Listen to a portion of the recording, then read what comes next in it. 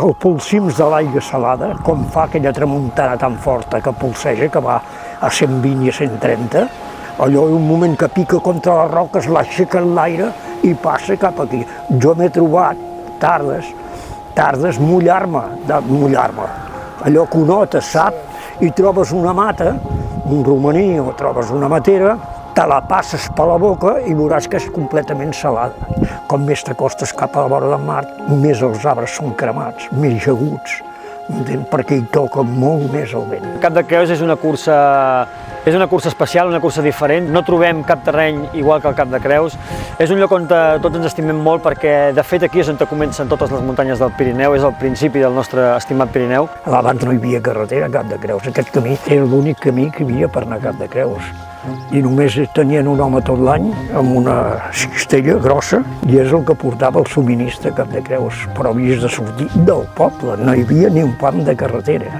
Hi havia aquest corriol.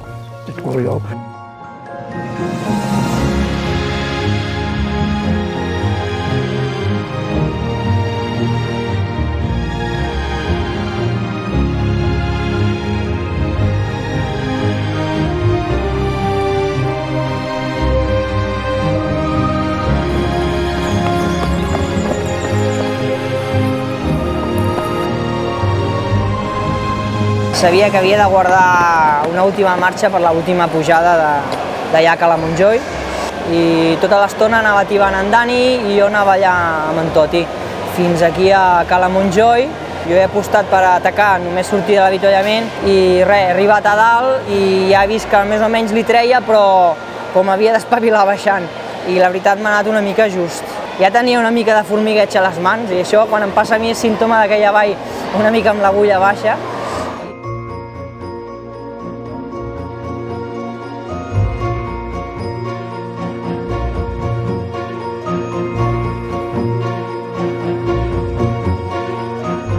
He fet la cursa sola, amb alguns nois que ens anàvem, amb algun tram m'adelantaven i els adelantava, després anàvem una mica junts, però de noies no hem coincidit durant la cursa. Al començament em trobava bastant bé, després sí que a partir del 15 o el 20 em trobava de cames una miqueta carregada, però al final ha acabat molt bé.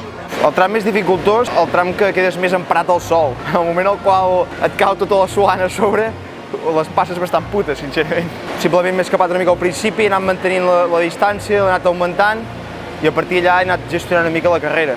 Aquest any la idea és fer les 3 missions, ara falta Ull de Ter i Calderàs, que és impressionant.